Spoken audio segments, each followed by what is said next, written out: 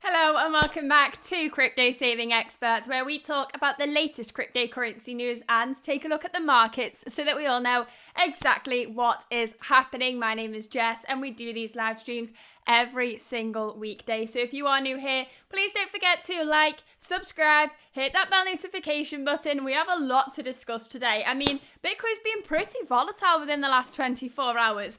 Not within a massive price range, but we've seen some dramatic movements. So let's take a look at what's happening in the markets right now, and we'll be unpacking why we've seen so much volatility there.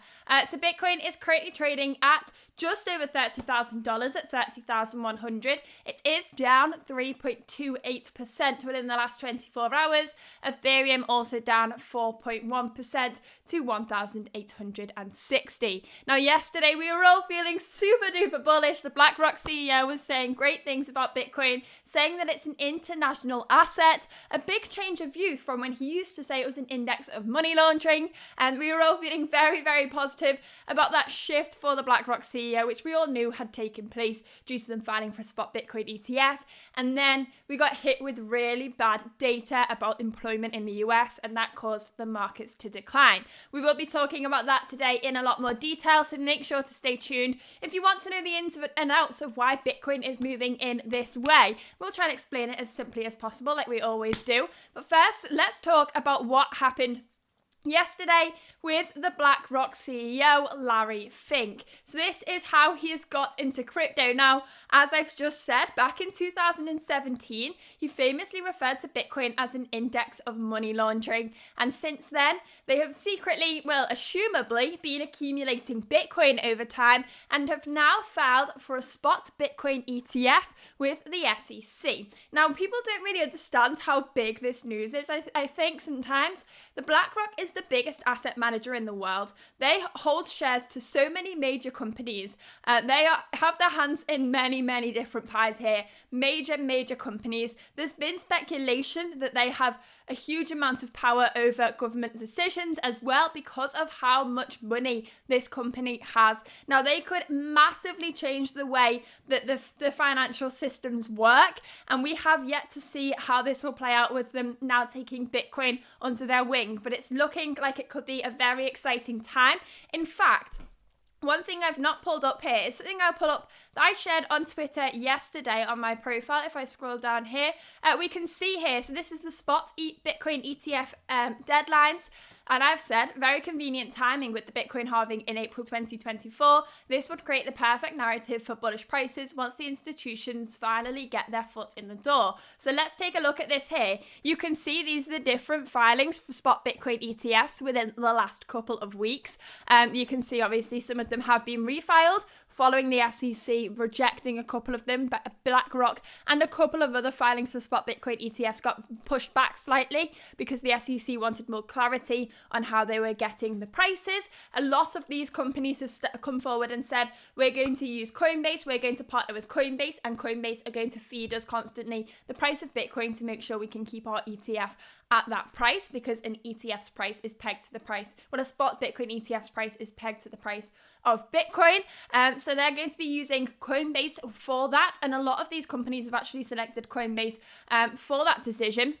But you can see here, the point we want to make here is if we take a look at this, you can see the filing dates all vary massively. You can see here how many of these have an SEC final deadline just before that Bitcoin halving. Now, Bitcoin is expected to see that Bitcoin halving in April 2024. Now, that's not going to change. That's set in stone. It's every 210,000 blocks. There's approximately 1 block every 10 minutes. Now, it does fluctuate slightly, meaning we have like a week date range where this halving could be, and we'll just get more and more accurate estimations as time goes on. But it will be in April next year. And we can see here that the SEC final deadlines for many of these major spot Bitcoin ETFs is just before that. So as I've said, this creates a perfect narrative for bullish prices once the institutions finally get their foot in the door. If these filings get accepted on these dates just before that Bitcoin halving, we could see one of the biggest bull runs we have ever seen. So I'm very excited for what's to come. Obviously, nothing is financial advice. Nothing is set in stone. These filings could get rejected by the SEC. I'm personally just of the perspective that it's very, very, very, very likely that they will get accepted, especially from the institutions like BlackRock and Fidelity. These are massive, massive companies, and they've got all of their things in place. We've seen over 500 ETF applications from BlackRock, and only one has ever been rejected. Now, when we look at spot Bitcoin ETFs, there's been 33 applications, and all have been rejected. But I think this time could be different, and I'm usually not one to say that, but in this scenario, it really looks like it could be. So we're keeping a close eye on that. If you have not already, please don't forget to like, subscribe, hit that bell notification button. As I said, we've got a load of news to discuss today. So yesterday we did see the price of Bitcoin seeing some movements to the downside again, following the bullish movements from Larry Fink saying positive things about Bitcoin. And let's talk about why. So that is because of the ADP job growth with leisure and hospitality, education and trade utilities. So high-paying information, finance and professional jobs all decline. So we're looking at this, and this is looking at job growth in the US. Now you can see that there has been job growth, but this job growth has been in things such as transportation, utilities, health services, leisure, hospitality. Now these are all typically low-paying jobs. These may not be long-term jobs. All of the high-paying jobs, the quality jobs, the information, the financial activities, the professional and business services, all saw a decline. And we are seeing here massive fluctuations that were definitely not expected. And when we see things like this, it does impact what can happen in the future in terms of interest rates. What the government are trying to achieve here is lower inflation. For lower inflation, they need to shrink the economy. Now, to shrink the economy, they increase interest rates. But when we're seeing the economy growing and growing, they need to continue hiking those interest rates in order to stop that growth of the economy and stop that inflation. So that's the problem that we're seeing here. These are the problems that have arisen within the last 24 hours, and that is why we have seen some price movement to the downside for the markets. We will be analysing the price of Bitcoin at the end of today's stream, so make sure to stay tuned until the very end. Let's continue with today's news though and see what else is going on here. So we have next, Binance is retiring multiple crypto deposit addresses. Here's what to do. So we've seen that this isn't going to mean that you're going to lose all of your funds. Essentially, this is going to only affect a small percentage of users, I should say. So if you are one of those users, you need to stop depositing into a specific wallet address that you have been using previously. If you do continue to use that address, you won't automatically see that balance within your account. You will need to go through the transaction history page, but that's just a small transition there that you need to be aware of if you are a Binance user and regularly make deposits to an old address. I personally get a new check the address every single time I make a transfer, but if you automatically make payments into your Binance account, just be wary of that because it may be something that affects you and it may just be a long process to get access to those funds again, but they are not lost funds. That's the main point there. Let's continue to see what else is going on. There's an opinion piece here between Coinbase and Binance. Now this opinion is that Coinbase will overtake Binance. Now, we've seen Coinbase stock rising in the last couple of days. I'd be interested to see if that has continued to rise. So let's take a look at that. I'll just pull that up on the screen now. Coinbase stock there. Let's pull this in here. So it's down slightly within the last 24 hours, only 0.32%. I mean, in the last month, it's seen a lot of growth. This is off the back of BlackRock and other institutions partnering with Coinbase for their spot Bitcoin ETFs, naming them in their filings. And we're also seeing a lot of negativity surrounding Binance right now, around the regulation of Binance. And this is meaning that the competition is lower for Coinbase, essentially. The regulation tightening on Binance gives Coinbase that little bit of room. And we all know that the SEC filed a lawsuit against both of these companies. There's a major difference between these filings. Against Coinbase, it's that they're offering securities, digital assets that could be classified as securities. Binance was the same, but it has a huge extra layer to it, to that filing against the company. So there is a major difference there. We are seeing a lot of FUD being spread about Binance right now, I would also say. If we take a look at what CZ has been tweeting recently, I'm sure he would have tweeted the number 4 within the last couple of days. If we take a look at this here, We'll probably be able to see it right at the top of the screen. I'm sure he's tweeted in the last couple of days. Looks like another hack happened on multi-chain. Let's see what else he said here. Yeah, so just 11 hours ago, for more FUD about some departures. Yes, there's a turnover at every company, but the reasons streamed up by the news are completely wrong. As an organization that has grown from 30 to 8,000 people in 6 years, from zero to the world's largest crypto exchange in less than 5 months from founding, we have been able to protect our users at all times, and we have been extremely lucky to have some of the best talent on the planet has to offer. As markets and the global environment for crypto changes, as our organization evolves, and as personal situations change, there is turnover at every company. We thank all of our ex-team members for their contributions to our growth and wish them all the best. We also congratulate our team members who have grown into these new roles.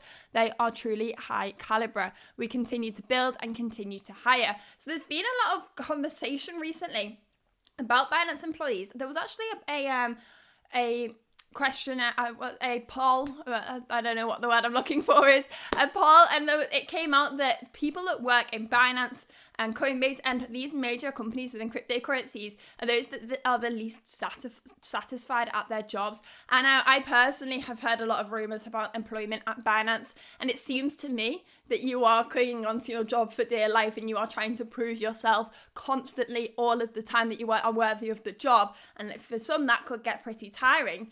Let's see what else is going on though in this article here, comparing Coinbase to Binance, so seeing if Coinbase can overtake Binance in this situation. We have actually heard from Cathie Woods a couple of weeks ago when the SEC filed complaints against Binance and Coinbase, saying that this actually does open the opportunity for Coinbase because it could battle down their competition slightly. So taking a look at this, we've seen obviously first of all spot Bitcoin ETF applications using Coinbase's strong reputation and regulatory compliance, preferred choice for applications to list as their exchange partner. We've also seen that BlackRock have chosen them as a surveillance sharing agreement with Coinbase. Let's see what else is happening here. Binance's market withdrawals and regulatory issues, so the competition is being battered down slightly, and we are also seeing obviously Coinbase is a public company. They're listed on the stock exchange with ticker coin, like we have just seen there, up 104% within the last 6 months. So year to date, it's up 132%, up more than Bitcoin at this point. It's been a volatile ride. I would probably say that is a riskier asset than Bitcoin because of all of the extra issues to go into it. Obviously, that's only my own opinion of Bitcoin is a very risky asset.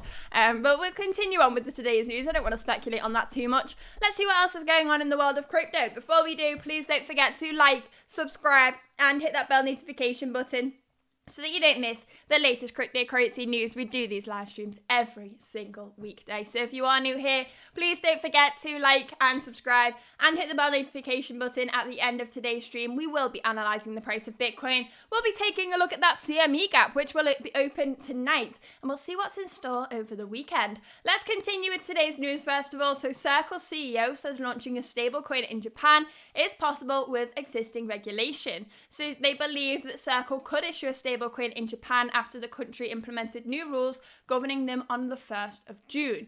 So the USDC issuer Circle has said in a CoinDesk Japan interview that issuing a stablecoin in Japan seems logical since stablecoins are widely used in cross-border settlements and remittances. Stablecoins have gained popularity in emerging markets in Africa and South America.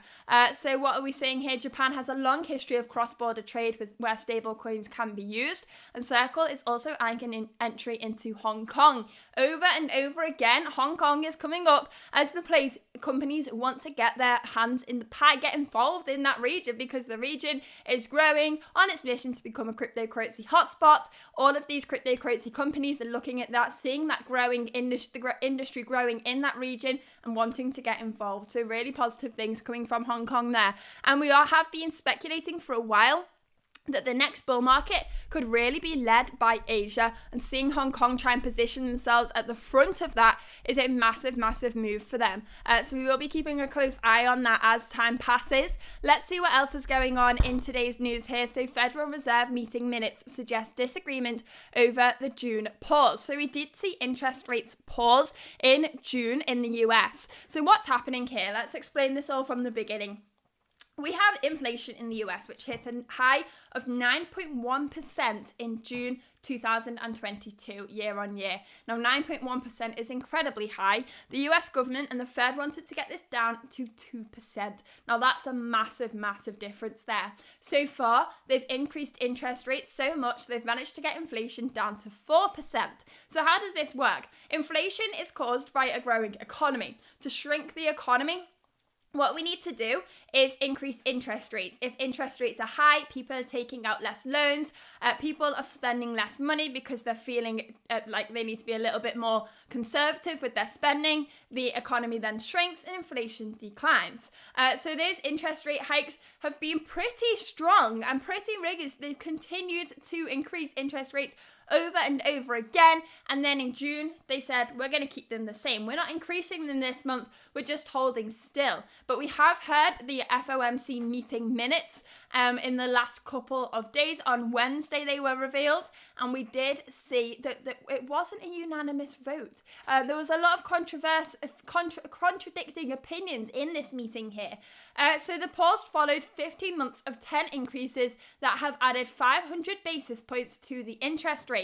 We can see within this meeting, the minutes revealed this decision to halt rates increases was not unanimous, as some committee members voted for a 25 basis point increase in June. And this division was a surprise, as Powell did not mention any disagreements in his June meeting speech. So we can see here a considerable minority of policymakers supported further interest rate increases, as inflation has been reacting too slowly to economic tightening. So sticky inflation is what we're seeing here. Those favouring raising rates in June were concerned that inflation remains stubbornly sticky, with little indication that it is moving towards the Fed's 2% target. Now, when we did hear from Fed Powell that we were going to see this interest rate pause in June, he did say we expect to see 2 more interest rate hikes this year. And he also said that he's not even expecting us to hit that 2% target by the end of 2024. In fact, they were projected that there would be an inflation rate of around 2.5% in December 2024. So that shows how long this process is going to take. We can see here that those favouring interest rate hikes in June were concerned that inflation remains stubbornly sticky, with little indication that it is moving towards the Fed's 2% target. According to the Bureau of Economic Analysis, the core personal consumption expenditures index has remained almost unchanged this year. So almost all members favour more hikes. We are seeing it, it's highly anticipated that we are going to see more hikes as the year goes on. You can see here the markets are now expecting further rates in July and September, with the CME FedWatch tool currently placing an 88.7% probability on a 25 basis point hike in July. Now, when interest rates are rising, the markets typically don't like to see this. High interest rates mean, as I just said, higher interest on loans. Therefore, people are taking out less money. People are feeling that restriction and therefore moving away from risk on assets.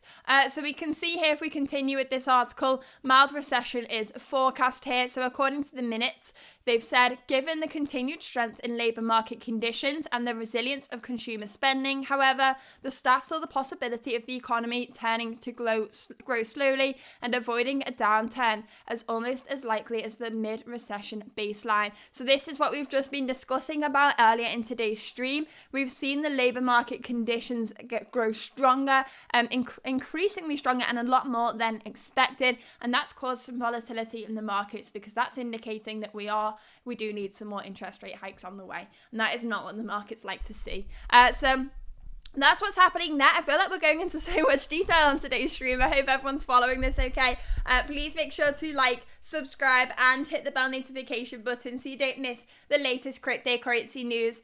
Let's see what's going on here. Jerome says Binance will still be big in Asia, Coinbase in the US. We are also actually seeing Coinbase move its focus out of the US as well. They have said, obviously, if we get clarity around cryptocurrency regulation in the US within the next couple of years, it will be fantastic. But if we do not, then all of these companies are spreading their focus elsewhere just to prepare themselves for that so that they don't fall behind because of the US's decisions. Let's see what else is going on here. Hennett says Asia now have the biggest share of the crypto market. Yes, it's highly anticipated that Asia will be leading the next bull market. We also have these ETFs to consider as well. Things are feeling a lot better than they did. I don't know how many of you were around in November, December last year. Everybody in cryptocurrency was so doom and gloom. Going on to crypto Twitter was like, you were bound to start an argument with someone. No one was being friendly at all. And then everything just seems to have changed in such a short amount of time. We are now only 9 months away from the Bitcoin halving. And it feels like the clock is ticking, ready for that takeoff. But obviously, nothing is financial advice. We all have to wait and see what's going to happen here. But everyone's feeling a lot more positive, and you can just tell that when you go on crypto Twitter straight away. Let's see what else is going on in today's news. So Bitfinex received seized assets linked to 2016 hack. The US Department of Homeland Security has transferred $312,000 and 6.917 BCH Bitcoin Cash to, and surely that's in 1,000 Bitcoin Cash to the Bitfinex crypto exchange, and the funds are part of efforts to recover assets stolen from the exchange in August 2016. So let's take a look at this. The platform received funds from the US Department of Homeland Security after the US Custom and Border Protection and Agency in the DHS seized them. So if you do want to learn more about this article, make sure to go to cryptosavingexpert.com. I will drop the link for that in today's chat, but let's continue with today's news. ImmuneFi, $265 million lost due to hacks and frauds in Web3 ecosystem in Q2 of 2023. So we are seeing more hacks taking place in the cryptocurrency industry. This, as I always say, is something that we see when we are new into an industry. The cryptocurrency markets, yes, Bitcoin was created 14 years ago now. But what we are seeing here is the cryptocurrency industry is still relatively new. The coding languages used to build DeFi projects is still relatively new. And when we use projects in the world of DeFi, we are putting our trust into the smart contracts. And these smart contracts still, unfortunately, do have some vulnerabilities from time to time. And when we see that, we need to learn about that and build on it so we can improve in the future. This is a new industry. It's not completely risk-free. We just need to make sure that the industry is continuing to adapt to these problems, learning from them and understanding how to build on them. So let's continue with today's news and see what else is going on here. Please don't forget, if you have not already, to like, subscribe and hit that bell notification button. Let's see what else is going on here. So the IMF says crypto assets could have generated $100 billion in taxes in 2021. So the IMF believes that the proper taxation cryptocurrencies could generate billions of dollars in taxes globally, especially during bull runs such as the one in 2021. However, the semi-anonymous nature of crypto transactions makes tax collection challenging. Now, if you do want to process all of your taxes, make sure to go to cryptosavingexpert.com, go to this guide section here and go to tax here. And you can learn about your crypto tax. We've got some articles here and some ways to just track your tax a lot more easily than the majority of people try to do. I mean, it seems like it's such an impossible tax. I just give it all to the accountant and say, please sort this out. It's very, very complicated here. But we have some information here that should make it a little bit clearer for you guys. If you want to check that out, make sure to go to cryptosavingexpert.com. Let's continue with today's news here and see what else is going on. This is an article I want to talk about here. AI will choose choose to use Bitcoin over TradFi, according to BitMEX's Arthur Hayes. So BitMEX's founder has said that as AI evolves, Bitcoin will emerge as the preferred currency of such systems, as the analog TradFi system is unsustainable for AI-powered economies. So let's take a look at this. Terry's just joined the chat. He said, am I too late? Definitely not. We've still got more cryptocurrency news to go. We've got some more analysis to come. But make sure to rewind and watch the entire stream to make sure you've not missed out on anything. It's been an informative stream today, I would say. Please don't forget, if you have just joined, to like, subscribe, and hit that bell notification button. We are on 11 likes for today's stream. I think we can do better than that. Let's try and get to 25 before we finish today's stream. Let's see what's going on in this article. So we have here, Arthur Hayes, the founder and former CEO of BitMEX, has boldly predicted that AI will eventually select Bitcoin as its preferred currency. So he stated his thesis by explaining that AI systems exist electronically as they use electricity and computational power. Therefore, traditional finance systems are inadequate and unsustainable for AI-powered economies. He added that AI needed a payment system resistant to censorship, and Bitcoin was the only asset that fits the bill. He gave the example of PayPal, which AI could use, but was prone to censorship through routine blocking of accounts and payments. He's also said, AIs will need a digital payment system with clear and transparent rules that are applied regardless of who is transacting or what is being paid for on the network. So AI could eventually choose Bitcoin. So we can see here that he's posed the following questions. Can the currency be used in a digital format that is censorship resistant? Bitcoin can. Will the currency retain value over time related to the foodstuff electricity of AIs? Yes, it can. Is the currency provably scarce? Yes, it is. Does the currency have provable longevity? Yes, it does. So Bitcoin is thus the logical currency choice for any AI. It is purely digital, censorship resistant, provably scarce, and its intrinsic value is completely electricity cost dependent. There is nothing in existence today that comes close to challenging Bitcoin on these aspects. Now, the more research you do into Bitcoin, the more you realize that all of these benefits are something that are irreplaceable. And that is something that the BlackRock CEO has realized over the years. It's taken him a long time to realize. For those of you that missed the article at the start of today's stream, Larry Fink, the CEO of BlackRock, has gone completely bullish on Bitcoin since 2017, where he called Bitcoin an index of money laundering. His perspective has completely changed. BlackRock are now filing for a spot Bitcoin ETF, and Larry Fink has said that it's an international asset. He massively pumped the price of Bitcoin yesterday, and then unfortunately we were hit with some news about the labour market in the US showing massive growth, higher than expected, causing some concerns about future interest rates, causing the markets to move to the downside. Let's see what else is going on in the cryptocurrency industry though here. So Coinbase exec helps trader recover dormant assets worth $322,000. So Grogan docks the stranger's identity through legal documents about a case against the cybersecurity provider and Bitfinex. So the product director at Coinbase helped a stranger recover untouched crypto assets worth $322,000, and the assets have been dormant since Ethereum forked in 2016. So Grogan explained that the stranger lost their life savings in a 2019 hack, and the incident helped him trace the investor to inform them of the recovered ETC. So massive news there. It's just nice to see people helping each other out in the cryptocurrency space. So if you want to check out about that more of that article, make sure to go to the link. I'll drop it in today's chat. Let's see what else is going on here. We're on 14 likes now. Please don't forget, if you are new here, to like, subscribe, hit that bell notification button. We've got this article, which is super duper bullish on the price of Bitcoin, as you can see here. Nice AI generated bull in this article. Then we'll move on to the Bitcoin chart, analyze it, see what's going on there. We'll take a look at the Bitcoin CME gap. We'll take a look at Ethereum as well, and we'll compare Ethereum to Bitcoin, a very important chart that I'm looking at right now. Let's see what's happening in this article. So Bitcoin could hit $65,000 in 12 months and $125,000 by the end of 2024. Now, I'm sure a lot of you know my opinions on this. I will pull up this tweet that I did last week here so you can see that we have the Bitcoin halvings. Now, this chart goes all the way from 2012 to 2026 here. So you can see every one of these parallel lines shows us the Bitcoin halvings. Now, the next one is predicted to be in April 2024. Well, it is going to be in April 2024.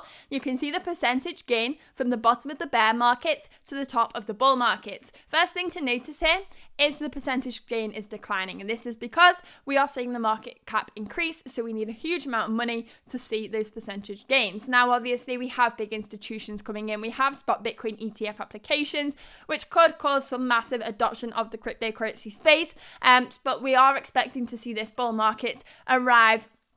If history is going to repeat itself and we see these 4-year cycles repeat, then we are looking at this and we can see some all-time highs just around the corner. So when I'm looking at this article and they're saying $65,000 in 12 months and 125 by the end of 2024, I'm thinking that's not too distant from my views. So when we're looking at this, you can see that typically we won't pass the previous bull market's all-time high until after the Bitcoin halving. These are the 4-year cycles that we all talk about in crypto. When you hear people in crypto here for the long term and understanding that the bear markets are there for building and accumulating, you can see why. What we see here typically is we have a nice big bull market, we create an all-time high, we then see a bear market, we then see the bottom start to form, we see some disbelief in the market as the markets start to increase again, we then see that Bitcoin halving, and then we manage to reach the previous all-time high. So you can see here from the bull market in 2013-14, we created a high, we did not yet cross that high again until after the halving, and then again we saw an all-time high be created in 2017, and then 2017, and then we did not cross that level again until after the next Bitcoin halving. What's happened here is we've created that high just under $70,000. I don't think personally this rule is going to change. I think we won't be crossing that $70,000 level until after that Bitcoin halving in April 2024. So that gives us a little bit of a limit on how much upwards potential we have for the next 9 months. However, we do have some nice room for growth there still. So looking at this price target from Matrixport, you can see $65,000 in 12 months. That would take us to July 2024. That would be just a couple of months after the Bitcoin halving. Therefore, it would fit in perfectly with the 4-year cycles, in my opinion. Because if we're looking at this, it usually takes a couple of months following the Bitcoin halvings to create a new all-time high and really test that level. So that's what I'm expecting to see again. I'm one of these people that I like to see. Follow the trend until... The trend is your friend until the end, is the saying. And that's something I completely do agree with. I'm not expecting this to change here. It might change. This time might be completely different. But when I'm looking at this, I'm saying, look, it normally takes a couple of months after the Bitcoin halving for a new all-time high to form. So that's what I'm expecting here. Not expecting a new all-time high. $65,000 in July next year. Something that I could definitely see happening here. Also, $125,000 by the end of 2024. Personally, maybe a slightly conservative price target there. If we take a look at this, you can see the massive amount of growth we do see in a bull market. That will be 8 months after the Bitcoin halving. We do usually see pretty upwards, a very strong bullish movement during a bull market in the long term. We also have these spot Bitcoin ETFs, which could massively drive adoption of Bitcoin. So that maybe potentially is a little bit conservative, but it's not too far away from what my opinions are, to be honest. If we take a look at this article anyway, then we can get on to the price of Bitcoin and fully analyzing that chart. If you have not already, please don't forget to like, subscribe, hit that bell notification button. If you have only just joined, make sure to go right back to the start as well so that you don't miss it. I do have a meeting at 12:30. Let me just tell them that I'm going to be late because we've got some more important Bitcoin analysis to do. So let me just let them know. There we go. I'm going to be late to that meeting. We need to talk about Bitcoin here. Let's take a look at this article. Bitcoin made its first 1-year high on the 22nd of June. Does this confirm the end of a bear market and the beginning of a crypto bull market? So let's take a look at this a little bit more. If history repeats itself, Bitcoin could pump to a high as $65,000 by mid-2023. And $125,000 by the end of 2024. So let's take a look at this. No, this is in 2024, sorry. Bitcoin has an impressive month of June, pumping by 26.7%. Bitcoin has entered a bull market, according to Matrixport. And we can see here Bitcoin hits a new 12-month high of $31,500. Let me know in the chat what you think. Have we, as the bull market started, is the bear market over? With these fears around the US's economy, around the interest rates, a lot of people are feeling very skeptical about this now. I was going to say spectacle then. Skeptical about this now. But I mean, every single time we see a bull market start, we always see that disbelief in the markets. So I'm keeping a close eye on this. We need to really keep a cool game. Follow your strategy. Create a trading strategy. Do not steer away from this. I mean, if you want a longer term change in, I mean, you always have to adapt to new news coming in, but create a strategy and stick to it. That's the easiest way to create a good portfolio in this market. Your emotions can get the better of you a lot in cryptocurrency because there's always people shouting about how big their gains are, but you have to stick to your own strategy. Trying to make money quickly is not something that's going to work in the long term. Let's take a look at this. Please don't forget to like, subscribe, and hit that bell notification button. We are currently on 14 likes for today's stream. Let's try and get that to 25. Let's take a look at the price of Bitcoin here. So it's currently bounced this previous level of support at 29,865. I'm keeping a very close eye on this right now. I am in a long position here, and I am feeling like we could be just shaking out the last of those shorters before we see a move to the upside. But it is now the weekend, which means we could see some more sideways action within this zone. The level of resistance there is at $31,250. That's on the 4-hour chart. If we zoom out to bigger time frames, you can see here we have a big, strong level of support down at around $26,300 right now. Chances of us coming down to that level are very high at the moment, I don't think, personally. If we take a look at the MACD here, you can see that the monthly MACD, let's pull this up, that is something I've been talking about for a while, is looking green right now. I mean, for July, we're obviously only on the 7th of July, but the bullish momentum is green. If we go back to the Bitcoin chart, the BTC USD chart on Bitstamp, so we can put this data even further back, every single time we've seen a green bar on the MACD following a bear market, it has indicated that the bottom is in. The bull market has began. Obviously, this candle has not yet closed on the MACD. If we saw a huge amount of bearish momentum this month, it could close red, it could still be negative, but right now, that's a pretty strong indicator to me. Bigger the time frame, the more reliable the indicator is. So I'm keeping a very close eye on that. Let's take a look at the Bitcoin CME chart anyway and see what's going on there. So the CME gap is going to open tonight. What does that mean for us all? Well, what's going to happen here is we're going to see a gap in this chart.